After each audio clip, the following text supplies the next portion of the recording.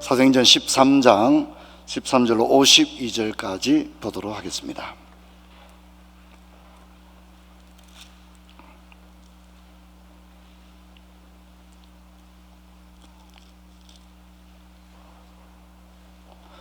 본문이 굉장히 긴데요, 여러분들께서 눈으로 잘 따라오시면 좋겠습니다. 바울과 및 동행하는 사람들이 바보의 배 타고 밤빌리아에 있는 버가에 이르니 요한은 그들에게 떠나 예루살렘으로 돌아가고, 그들은 버가에서 더 나아가 비시디아 안디옥에 이르러 안식일에 해당에 들어가 앉으니라. 율법과 선지자의 글을 읽은 후에 해당장들이 사람을 보내어 물어 이르되, 형제들아, 만일 백성을 권할 말이 있거든 말하라 하니, 바울이 일어나 손짓하여 말하되, 이스라엘 사람들과 및 하나님을 경외하는 사람들아 들으라. 이 이스라엘 백성의 하나님이 우리 조상들을 택하시고 애굽 땅에서 나그네 된 그 백성을 높여 큰 권능으로 인도하여 내사 광야에서 약 40년간 그들의 소행을 참으시고 가나안 땅 7족속을 멸하사 그 땅을 기업으로 주시기까지 약 450년간이라. 그 후에 선지자 사무엘 때까지 사사를 주셨더니, 그 후에 그들이 왕을 구하거늘 하나님이 베냐민 지파 사람 기스의 아들 사울을 40년간 주셨다가 패하시고 다윗을 왕으로 세우고 정언하여 이르시되, 내가 이새의 아들 다윗을 만나니 내 마음에 맞는 사람이라 내 뜻을 다 이루리라 하시더니, 하나님이 약속하신 대로 이 사람의 후손에서 이스라엘을 위하여 구주를 세우셨으니 곧 예수라. 그가 오시기에 앞서 요한이 먼저 회개의 세례를 이스라엘 모든 백성에게 전파하니라. 요한이 그 달려갈 길을 마칠 때에 말하되, 너희가 나를 누구로 생각하느냐? 나는 그리스도가 아니라 네 뒤에 오시는 이가 있으니 나는 그의 신발끈을 풀기도 감당하지 못하리라 하였으니, 형제들아, 아브라함의 후손과 너희 중 하나님을 경외하는 사람들아, 이 구원의 말씀을 우리에게 보내셨거늘 예루살렘에 사는 자들과 그들의 관리들이 예수와 및 안식일마다 외우는 바 선지자의 말을 알지 못하므로 예수를 정죄하여 선지자의 말을 응하게 하였도다. 죽일 죄를 하나도 찾지 못하였으나 빌라도에게 죽여달라 하였으니 성경에 그를 가리켜 기록한 말씀을 다 응하게 한 것이라. 후에 나무에서 내려다가 무덤에 두었으나 하나님이 죽은 자 가운데 그를 살리신지라. 갈릴리로부터 예루살렘에 함께 올라간 사람들에게 여러 날 보이셨으니 그들이 이제 백성 앞에서 그의 증인이라. 우리도 조상들에게 주신 약속을 너희에게 전파하노니 곧 하나님이 예수를 일으키사 우리 자녀들이 이 약속을 이루게 하셨다 함이라. 시편 2째 편에 기록된 바 같이 너는 내 아들이라 오늘 내가 너를 낳았다 하고, 또 하나님께서 죽은 자 가운데서 그를 일으키사 다시 썩음을 당하지 않게 하실 것을 가르쳐 이르시되, 내가 다윗의 거룩하고 밑번 은사를 너희에게 주리라 하였으며, 또 다른 시편에 일렀으되 주의 거룩한 자로 썩음을 당하지 않게 하시리라 하였느니라. 다윗이 당시에 하나님의 뜻을 따라 섬기다가 잠들어 그 조상들과 함께 묻혀 썩음을 당하였을 때 하나님이 살리신 이는 썩음을 당하지 아니하였나니, 그러므로 형제들아, 너희가 알 것은 이 사람을 힘입어 제 삶을 너희에게 전하는 이것이며, 또 모세의 율법으로 너희가 의롭다 하심을 얻지 못하던 모든 일에도 이 사람을 힘입어 믿는 자마다 의롭다 하심을 얻을 이것이니, 그런즉 너희는 선지자를 통하여 말씀하신 것이 너희에게 미칠까 삼가라. 일렀으되 보라, 멸시하는 사람들아, 너희를 놀라고 멸망하리라. 내가 너희 때를 당하여 한 일을 행한 것이니 사람이 너희를 일러줄지라도 도무지 믿지 못할 일이라 하였느니라 하시니라. 자, 42절부터는 우리 같이 읽도록 하겠습니다. 그들이 나갈새 사람들이 청하되 다음 안식일에도 이 말씀을 하라 하더라. 해당의 모임이 끝난 후에 유대인과 유대교에 입교한 경건한 사람들이 많이 바울과 바나바를 따르니 두 사도가 더불어 말하고 항상 하나님의 은혜 가운데 있어라 그나니라. 그 다음 안식일에는 온 시민이 거의 다 하나님의 말씀을 듣고자 하여 모이니 유대인들이 그 무리를 보고 시기가 가득하여 바울이 말한 것을 반박하고 비방하거늘 바울과 바나바가 담대히 말하여 이르되, 하나님의 말씀을 마땅히 너희에게 전할 것이로되 너희가 그것을 버리고 영생 얻기에 합당하지 않은 자로 자처하기로 우리가 이방인에게로 향하노라. 주께서 이같이 우리에게 명하시되, 내가 너를 이방의 빛으로 삼아 너로 땅끝까지 구원하게 하시리라 하셨느니라 하니, 이방인들이 듣고 기뻐하며 하나님의 말씀을 찬송하며 영생을 주시기로 작정된다는 다 믿더라. 주의 말씀이 그 지방에 두루 퍼지니라. 이에 유대인들이 경건한 기부인들과 그 신의 유력자들을 선동하여 바울과 바나바를 박해하게 하여 그 지역에서 쫓아내니 두 사람이 그들을 향하여 발에 티끌을 떨어버리고 이고니온을 가거늘 제자들은 기쁨과 성령이 충만하니라. 아멘.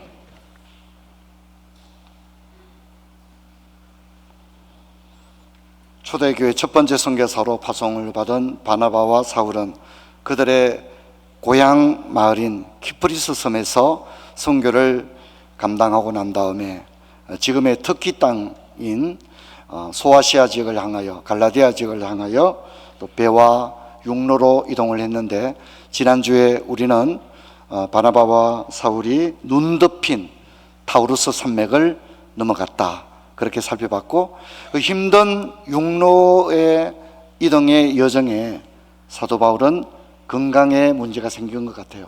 그래서 갈라디아 지역에 계획보다 더 오래 체류하게 되었습니다.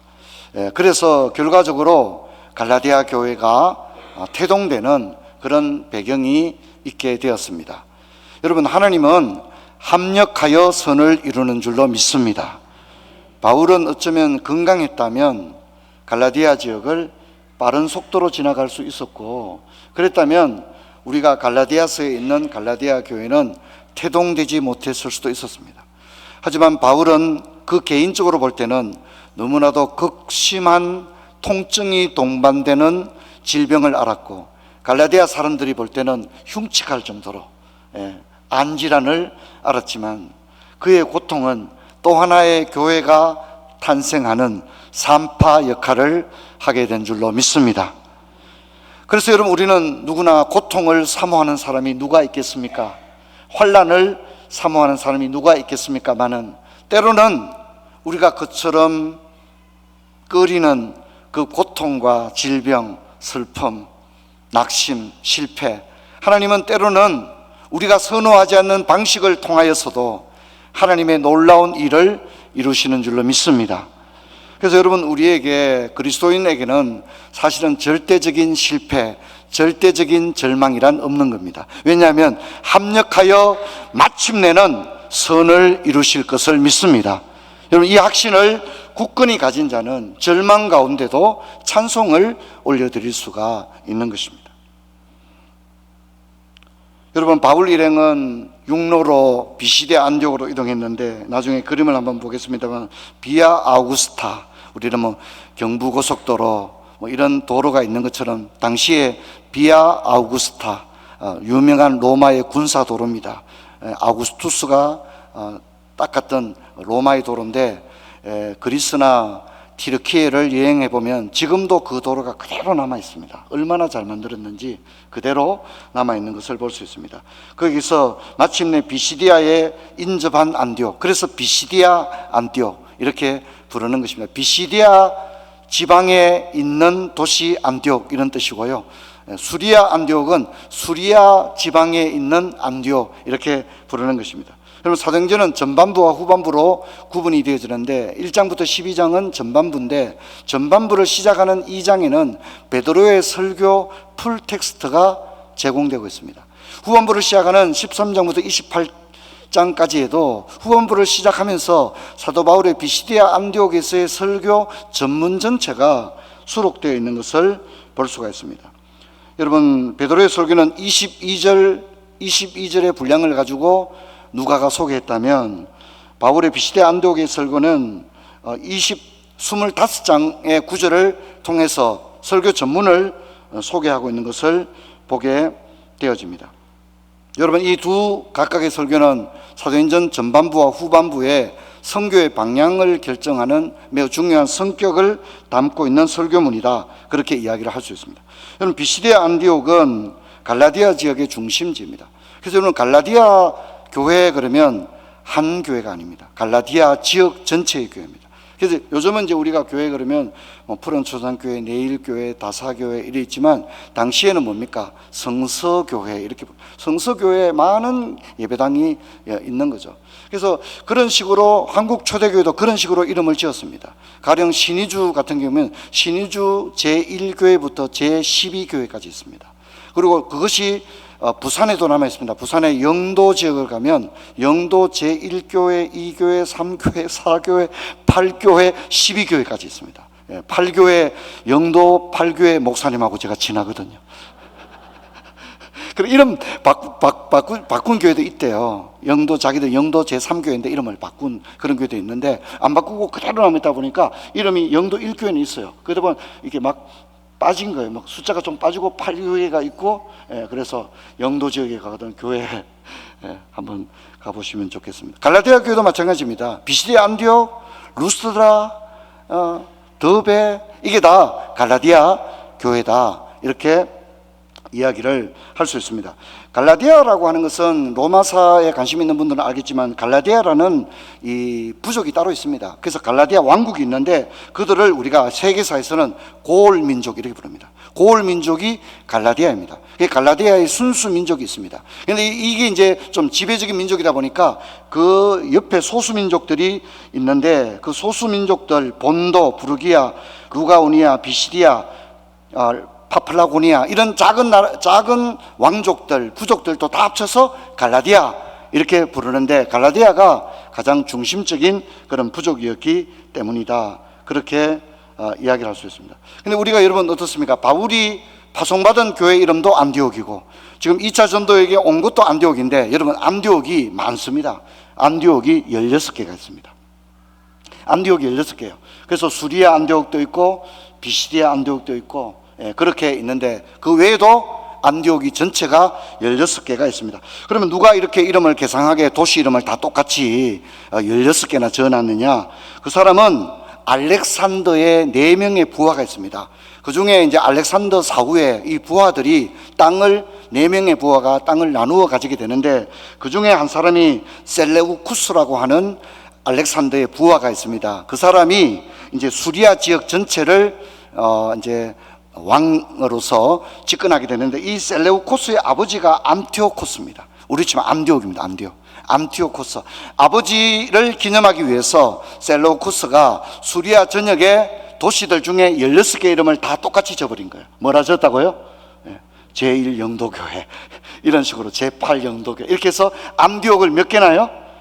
16개나 그렇게 지은 거예요. 성경에는 2개만 소개되고 있는 거예요. 수리아 안디옥, 비시디아 안디옥 이렇게 소개되어 있고, 요즘은 이제 뭐 굳이 교회에서 안 가도 여행 패키지가 워낙 많습니다.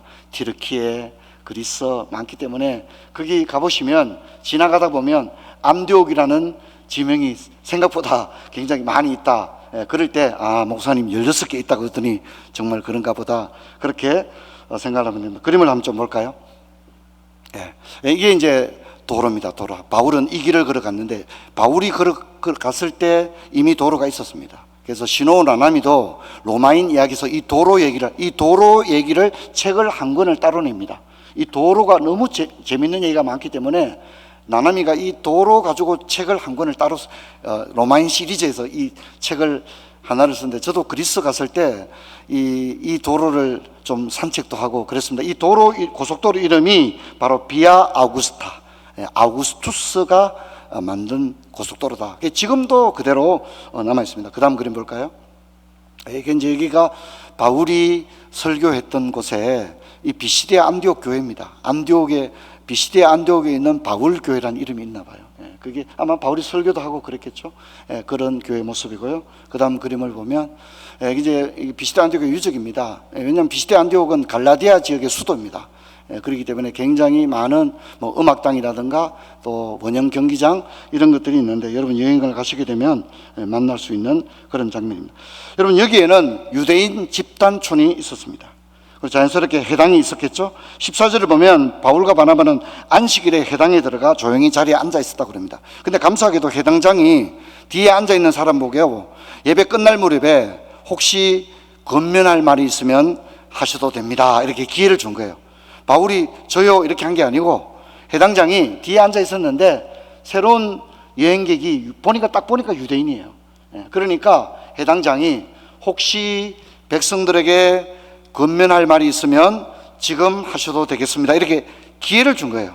그러니까 이제 바울이 16절에 일어나서 설교를 시작하는데, 요 이제 16절부터가 이제 바울의 설교입니다. 설교는 크게 4개의 단락으로 나눠져 있는데, 첫 번째는 선입니다. 선 아주 간단합니다. 바울은 이 어프로치, 설교의 진입에 뭐 내가 누구고 어디서 왔고 이런 얘기 안 합니다.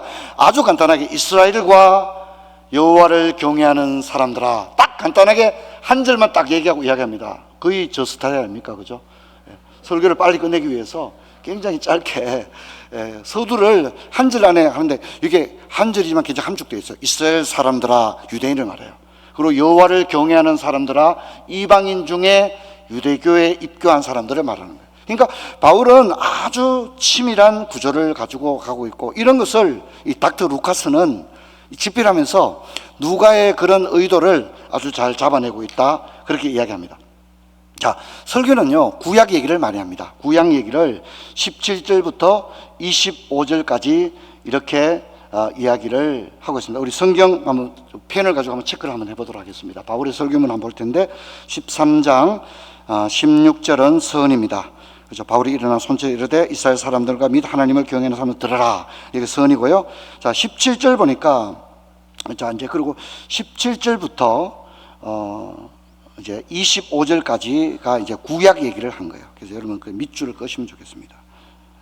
그리고 25절까지. 자, 특징이 있습니다. 25절 보니까 뭐로 시작해요? 형제들아. 그러니까 바울이 단락을, 새로운 단락을 시작할 때 형제들아, 이렇게 얘기하는 특징이 있어요. 그래서 25절에 형제들아, 여기 이제 단락이 바뀐 거예요. 구약 얘기 이제 끝낸 거예요.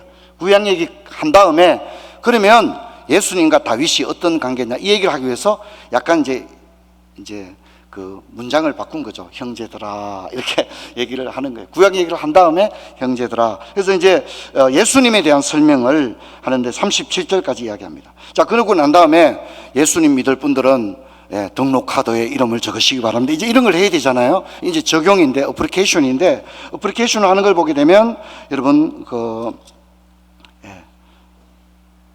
38절입니다. 38절 보면 그러므로 형제들아, 또 이렇게 얘기하는 거예요. 그러니까 사실 바울의 설교문 전체를 보면 쉽게 단락을 우리가 정할 수 있을 정도로 누가가 이걸 아주 세밀하게 끊어놓고 있다, 이렇게 얘기하죠. 그래서 이제 이 설교의 단락이 구약 이야기를 하고 끝나고 난 다음에 예수님 이야기할 때 형제들아, 그리고 이제 건면할 때 그러므로 형제들아, 이렇게 얘기하고 있는데, 누가도 이것을 아주 잘 잡아내고 있지 않느냐, 그렇게 생각이 되어집니다. 자, 구약 이야기를 해볼까요? 우리 조상들이라고 합니다. 우리 조상들이라는 것은 아브라함, 이삭, 야곱, 요셉이죠. 그리고 출애굽 얘기를 합니다. 광야 40년, 가나안 입성에서 450년까지. 이 450년, 성경에는요 400년도 나오고요, 430년도 나오고 450년도 나오는데 다 맞습니다. 어디 가서 그거에 싸우지 마십시오. 광야, 이스라엘이 애굽에서 종노릇 한 게 몇 년이냐? 400년 정답. 430년도 정답. 450년도 정답입니다. 근데 왜, 어떻게 목사님 그게 왜 정답이 됩니까? 그건 제가 오늘 이 시간에 이야기하려면 너무 길기 때문에 나중에 또 뒤에 있을 때 이야기하겠습니다. 왜냐하면 400년, 430년, 450년이 다 맞는 거예요. 그런데 어디를 기점으로 하느냐에 따라서 연도 수가 달라지기 때문에 그런 거예요. 이해되겠죠? 근데 여러분들 자세히 읽어보면, 좀 성경 좀 아는 분들은 바울이 한 얘기를 잘 들어보면 맞아, 450년 맞아, 바울이 지금 카운트를 어떻게 하고 있는가를 보게 되면 450년 맞네, 이걸. 근데 똑같은 바울이, 어떤 때는 바울이 자기 입으로 400년 얘기했다가 430년 얘기했다가 450년, 한 사람이 다 연도를 다르게 얘기하는데, 바울이 틀린 게 아니라 바울이 기점을 어디로 이야기하느냐에 따라서 바울은 연도를 정확하게 계산을 하고 있어요. 여러분들 관심을 가지고 읽어보시면 좋겠다 생각합니다. 자, 그런데 중요한 것은, 이제 구약에서 중요한 것은 다윗입니다. 다윗. 이게 있잖아요, 베드로도 다윗을 강조해요. 베드로도 구약 얘기해요. 베드로는 아브라함, 이삭, 야곱, 요셉 쭉 얘기하다가 결론은 누구한테 와서 딱 멈춰요? 다윗. 지금 베드로나 바울은 구약 얘기를 하고 싶은 겁니까? 예수님 소개를 하고 싶은 겁니까? 그렇죠. 예수님 얘기를 하려다 보니까 아브라함부터 시작하는데, 근데 아브라함을 지나가지고 다윗까지 얘기하는 거예요. 그죠? 다윗을 지나서 막 가는 게 아니라 다윗에서 다 서요. 왜냐하면 다윗이 누구와 연결하기에 가장 좋다고요?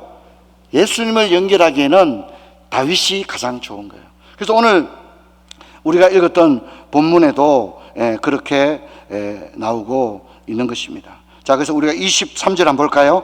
다윗 얘기를 하다가 하나님이 약속하신 대로 이 사람의 후손에서, 이 사람이 누굽니까? 다윗이죠. 이 사람의 후손에서 이스라엘 위하여 구주를 세우셨으니 곧 예수라. 이 얘기를 하기 위해서 지금까지 한 거예요. 베드로도 마찬가지고 다윗도 마찬가지입니다. 근데 이제 재밌는 것은 바울은 사실 설교를 굉장히 짧게 하고 있어요. 바울은 이 얘기를 하기 위해서 13구절만 사용했어요. 13구절만에 다윗 얘기하고 바로 예수님 넘어가요. 그런데 서대반 집사님의 설교를 읽어보면요, 너무 깁니다. 거의 구약 세미나를 하고 있습니다. 53절을 이야기해요. 그런데 안타깝게도 서대반 집사는 설교를 너무 길게 하다가 예수님과 얘기를 못해요. 중간에 너무 길게 한다고 유대인들이 짜증이 냈다고 저는 생각합니다. 그래서 유대인들이 강분했는데, 이 스데반의 설교는 구약 얘기로부터 다윗에게 와서 예수님 넘어가야 되는데 구약 얘기를 53절이나 했어요. 다윗은 13절을 했고요, 베드로는 23절을 했어요. 23절 만에 예수님으로 넘어왔고 다윗은 13절 만에 예수님으로 넘어오는 그런 구절을 가지고 스데반서는 53구절까지도 이야기했습니다. 여러분 13장 23절, 이건 참 중요한 구절이니까 동그라미 해놓으시고요, 우리 같이 한번 읽어보도록 합시다. 시작. 하나님이 약속하신 대로 이 사람의 후손에서 이스라엘 위하여 구주를 세우셨으니 곧 예수라. 이렇게 이야기를 하고 있습니다. 그래서 여러분 결국은 예수님입니다. 결국은 예수님 이야기를 하려고 하는데, 여러분 구약 성경은 장차 오실 예수님을 이야기합니다. 모든 왕들과 이방의 나라들, 족장들, 인물들, 심지어 구약의 제사와 절기, 성막까지도 장차 오실 그리스도를 저 멀리서 희미하게 그리스도를 비추고 있는 줄로 믿습니다. 그래서 여러분 구약 성경의 주인공은 예수님이신 겁니다. 그래서 예수님을 중심으로 읽는 것을 뭐냐면 그리스도 중심으로 성경 읽기, 이렇게 얘기합니다. 이 정도로 읽어야 사실 성경을 조금 읽는 눈이 떠였다, 이렇게 얘기할 수 있습니다. 구약의 재미있는 얘기만 읽는 게 아니라, 아 그렇구나, 구약은 결국은 장차 오실 그리스도를 저 멀리서 비춰주고 있구나, 그렇게 이렇게 성경을 읽다가 이해를 하게 되면 굉장히 도움이 됩니다.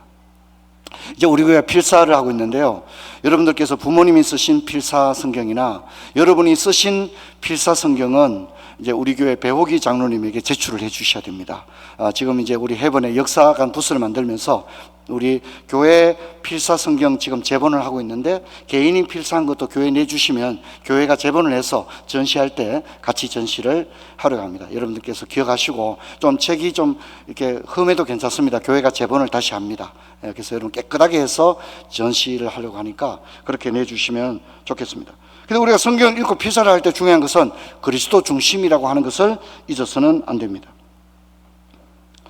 여러분, 근데 바울은 이 얘기를 하면서 이런 얘기를 합니다. 하나님이 약속하신 대로 그렇게 되었다. 선지자의 말을 응하게 하기 위했다. 성경이 그를 가리켜 기록한 말씀을 응하게 하려 합니다. 그래서 다윗을 등장시키고 구약 얘기를 하면서 바울이 하고 싶은 얘기는 예수 그리스도는 우연이 아니다.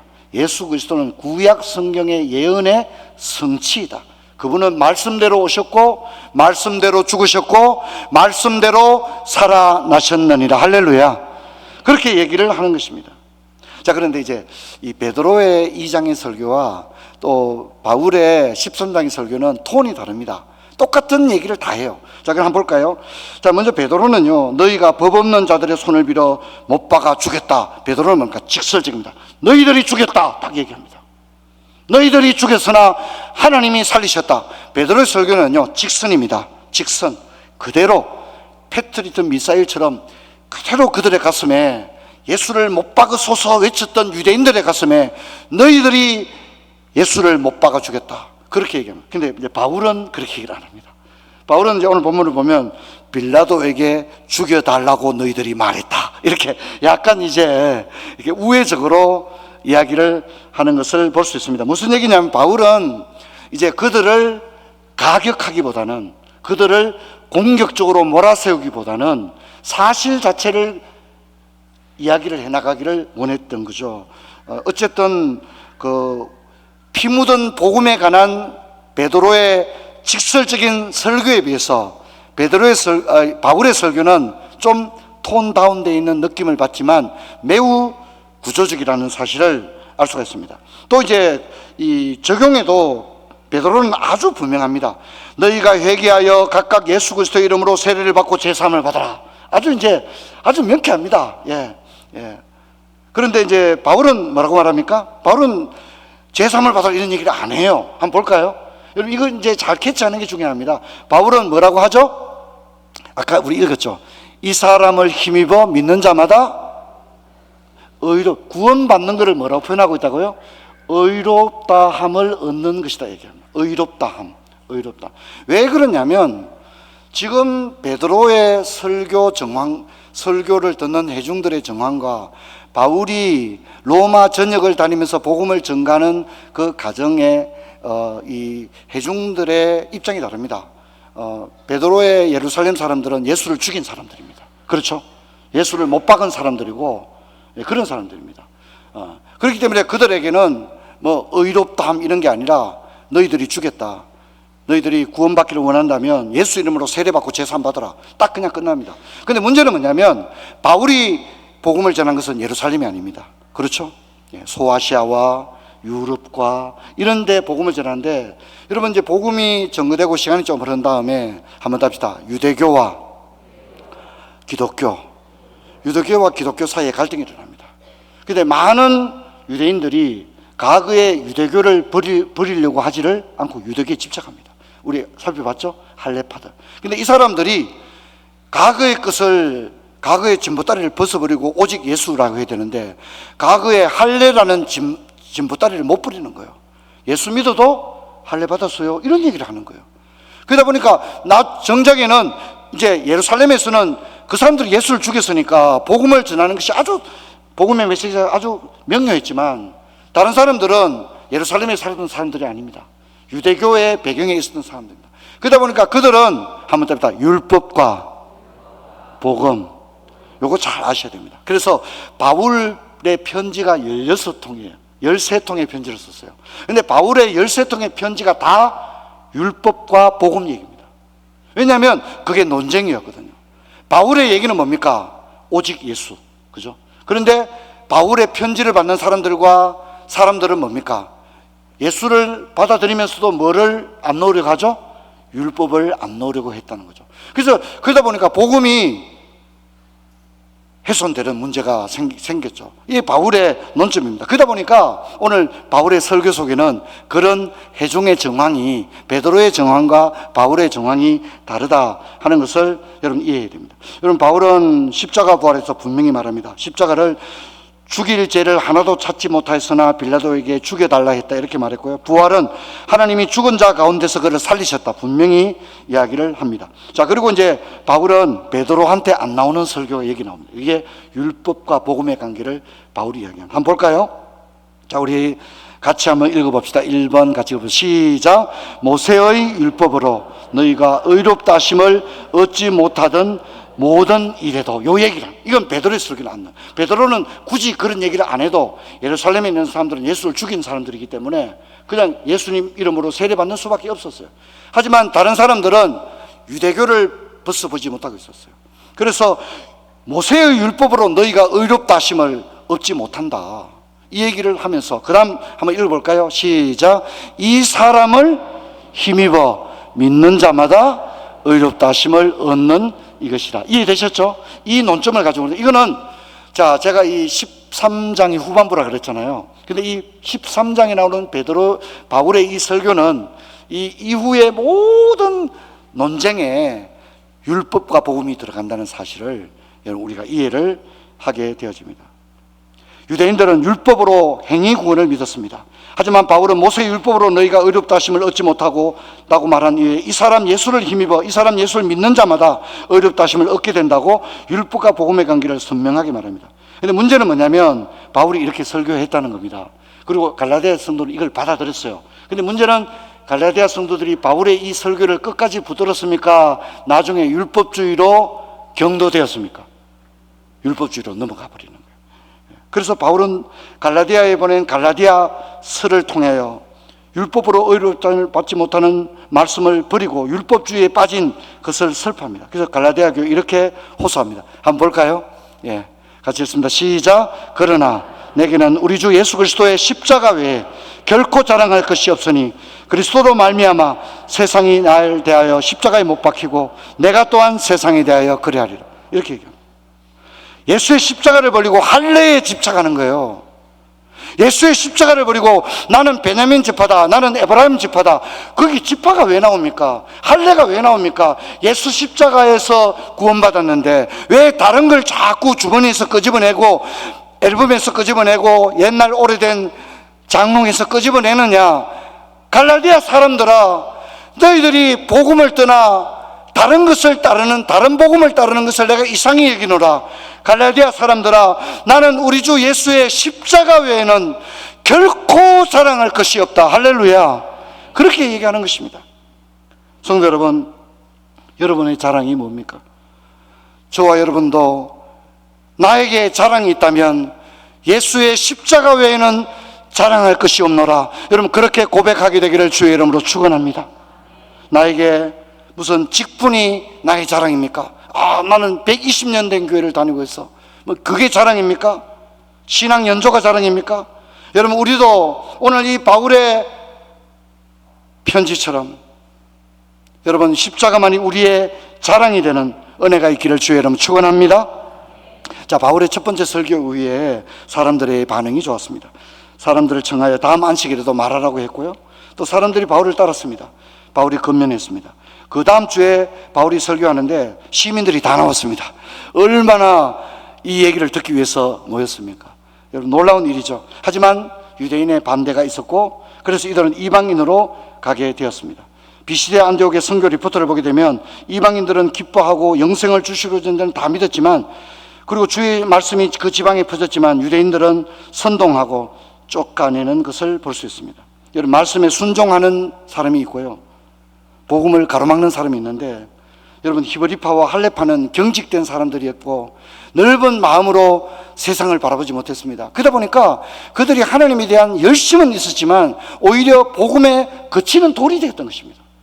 여러분도 우리도 하나님이 기뻐하는 열정이 되기를 축원합니다. 삐뚤어진 열정은 위험합니다. 그래서 지식 없는 열정은 위험하다, 그렇게 얘기합니다. 지식 없는 열정은 위험한 것이죠. 우리도 열정은 좋은 것이지만 하나님을 슬프게 하는 열정이 아니라 하나님의 뜻 가운데 일어나는 열정이 되기를 축원합니다.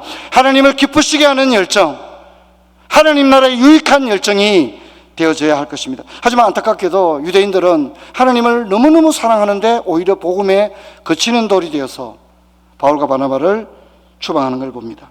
비시대 안디옥의 제자들은 성령과 기쁨이 충만했지만 안디옥의 많은 사람들은 복음을 떠나 율법의 유혹에 빠지게 되었습니다. 사랑하는 성도 여러분, 저와 여러분도 처음 제자훈련도 받고 신앙생활 잘했어요. 그런데 비시디아 안디옥의 사람들처럼 신앙이 율법주의로 경도될 수가 있는 거예요. 그래서 늘 두렵고 떨림으로, 섰다고 생각하는 자는 더욱 넘어질까를 조심하며 마귀가 너를 삼킬 자를 찾는다고 했지 않습니까?